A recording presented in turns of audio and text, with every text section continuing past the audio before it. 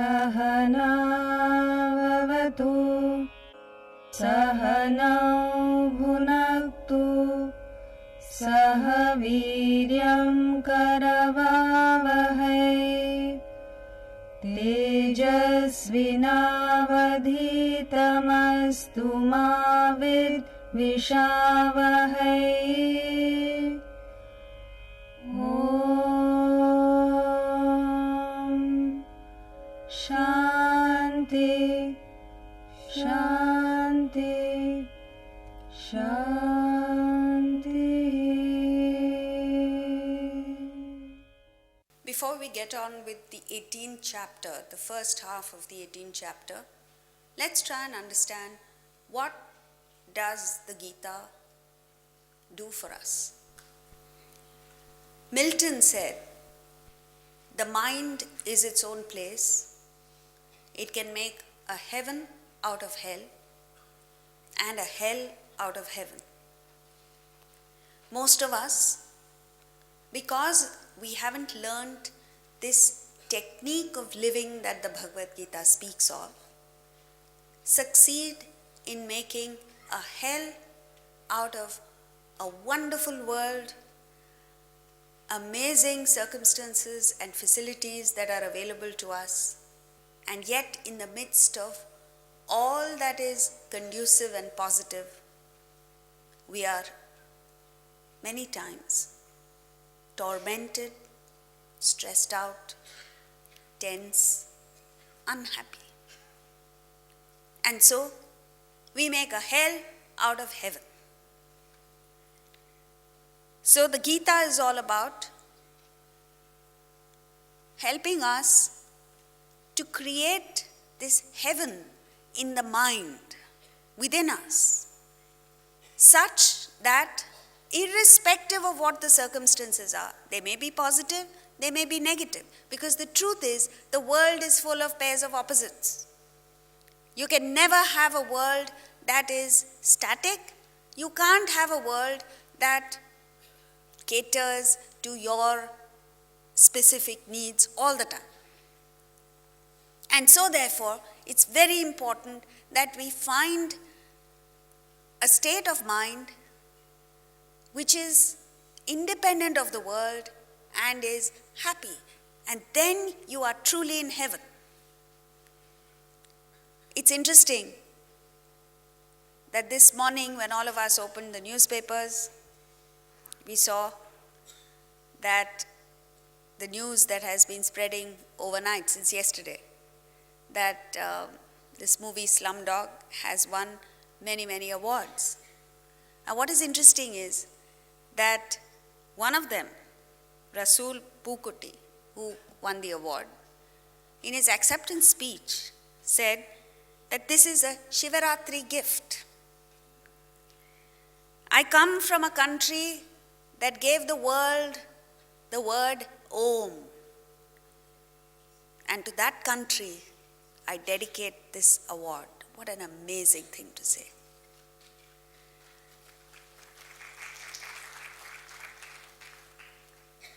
This is what it's about. When you look within and find that source of energy, dynamism, truth, power,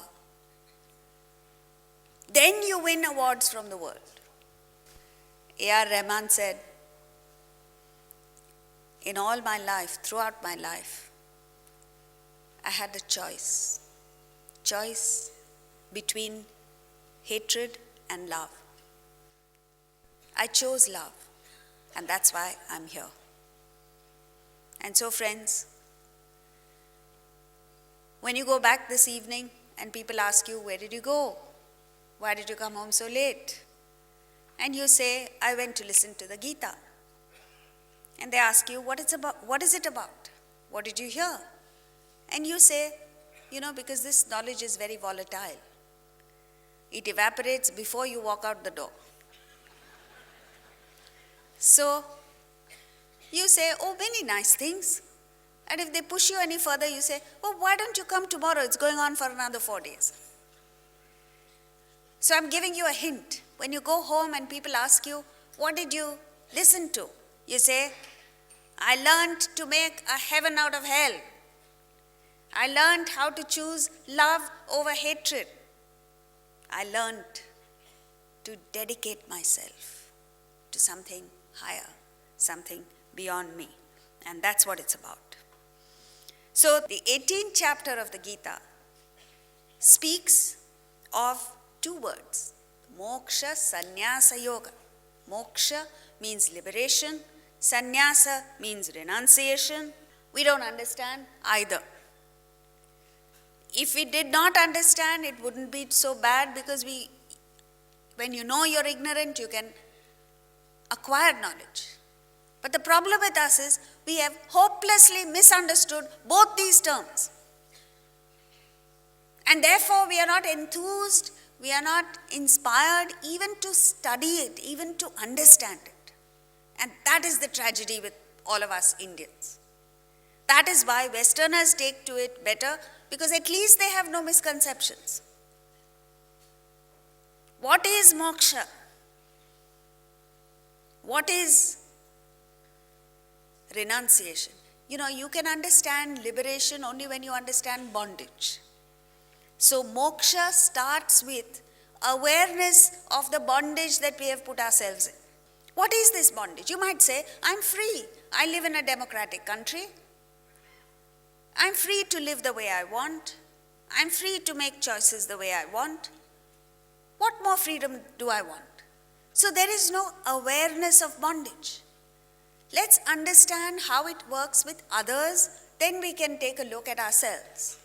When you take a bird and without clipping its wings, put it in a cage, it struggles for a while to break free. And after that, it gets accustomed to the prison, to the cage. And that cage thereafter becomes its world. After a period of time, I don't know how long, because I haven't put a bird in a cage. It's the most cruel thing to do. When you open the cage, even though the bird is free to fly, it does not fly. You know why? Because it's just got accustomed to bondage. And friends, this is what has happened to us. Take the second example. When you put a man in prison, for how long is he unhappy about being in the prison? For how long is he focused on his life outside the prison? Few days, few weeks. Thereafter, the prison becomes his world. And he gets involved in the activities of the prison. He gets attached to the people in the prison. It's all about politics in the prison. And very soon he forgets about his wife and kids and the freedom outside. So is it with us, friends. We're born in this world. We're born free. But we put ourselves in a prison. Exactly the opposite of this is Krishna's life. When an enlightened soul is born in the world, even though it is a prison, the world can no longer contain the spirit, Atman. Because the spirit is the subtlest, the spirit is the most powerful, and therefore no prison in the world can contain it. That is portrayed by the fact that the moment Krishna was born, even though he was born in a prison, the gates of the prison flew open. And he was carried to safety. So, the understanding of the bondage is the first step to moksha. Otherwise, you are quite content to be in this prison. It's like the previous generation was quite happy to be under British rule. They didn't even understand that they were bound, that they were not free. So it required the leaders to first of all get the point across that you're no longer free and that your birthright is freedom. So, what is this prison that we are in? Let's take a look at our life. The body, mind, and intellect is the prison in which we've put ourselves in, and we allow this to dictate terms to us. The body. all of us are obsessed with hair, nails, food, all physical things. So you say, I know a family which says, which is very affectionate, but the lady of the house somehow can't get herself to present good food. So nobody likes to go, they invite people to dinner and lunch and all that. No one likes to go there because there's no good food. This is prison. There's a lady who says, I don't like the monsoons. Why? Because my hair gets curly in the monsoons. Physical things bind you. Then come the likes and dislikes of the mind, emotions. So where you feel at home, where the emotions that come to you suit your personality, you're comfortable. You're not comfortable in an environment where the emotions don't suit you, so you don't go there. Same thing with the intellect and its ideologies, ideas, prejudices.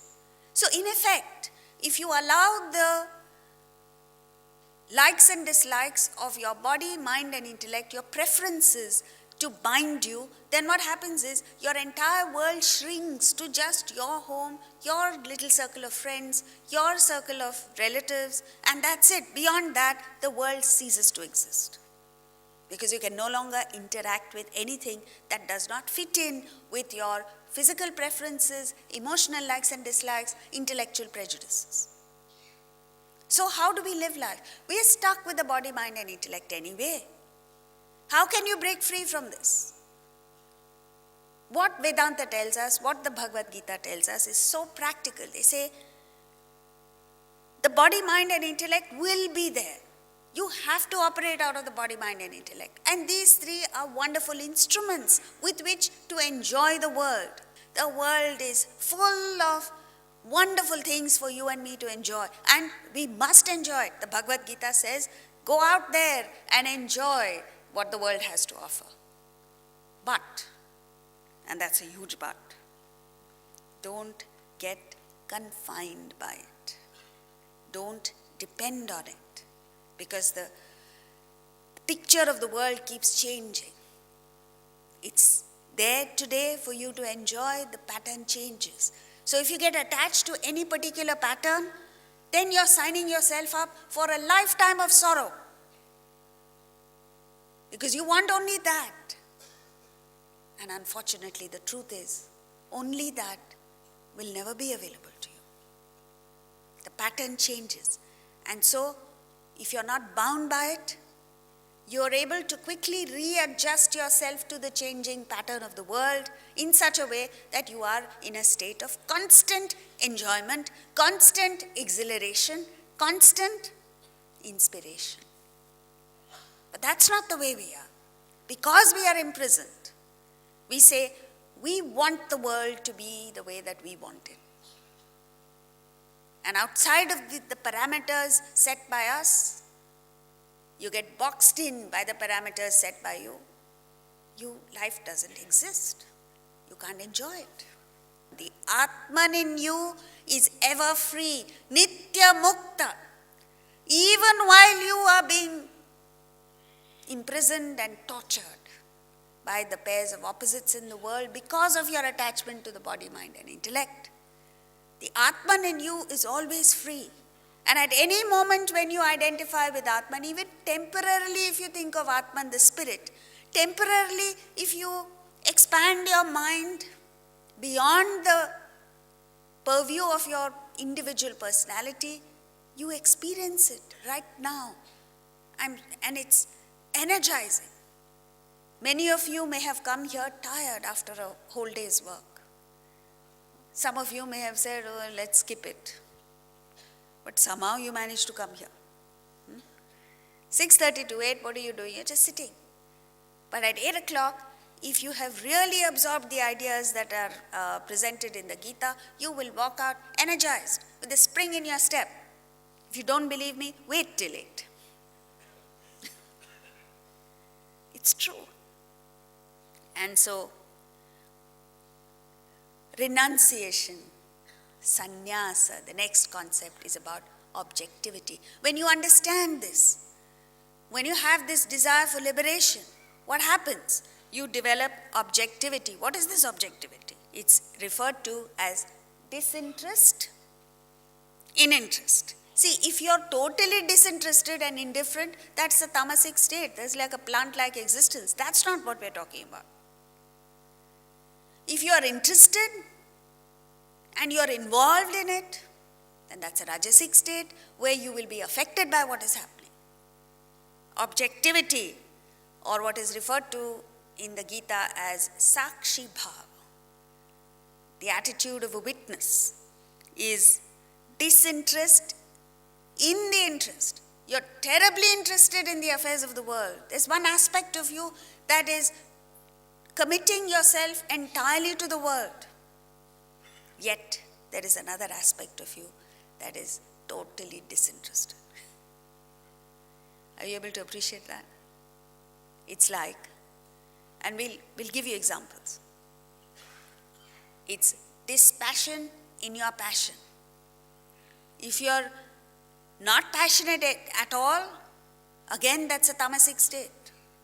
If you're totally passionate, that's an animalistic state. The human state is to have passion for the world, to have the capacity to enjoy the world, to have this appetite to live life, and yet be totally dispassionate towards it. Impersonal in your personal things. Everything in the world is something that you have a personal relationship with, and yet you're totally impersonal about it. How can you live life like this? Take the example of an actor on stage. Take the famous Shakespearean play, Julius Caesar. An actor who's playing the role of Mark Antony. And you know, Mark Antony gives his famous oration in that play. He sees Julius Caesar murdered, his dear friend, a noble person, a most righteous person, getting assassinated because of Brutus's greed and wrong thinking that he can become emperor only by killing Caesar. And when he comes to know of it and he goes on the scene, he looks down at the earth where Caesar was murdered, and he says, "Pardon me, thou bleeding piece of earth, that I am meek and gentle with these butchers." He is angry, he is wild, he's heartbroken, but he's objective. And he gets his intellect in place and decides the best way of fixing it. He says, "I owe it to Caesar to bring these people to book." And how does he do it? He asks permission of Brutus to speak at Caesar's funeral. And Brutus permits him to do so. And the second mistake Brutus makes is he leaves the scene. And Antony starts so innocuously. You all know the famous words. He says, "Friends, Romans, countrymen, lend me your ears. I come to bury Caesar," and so on and so forth. And then he builds it up dramatically. When he shows his garment, he says, "This is where so-and-so stabbed him. This is where so-and-so stabbed him. And finally, this is where Brutus stabbed him." And he says, "This was the most unkindest cut of all." And he says, "Ingratitude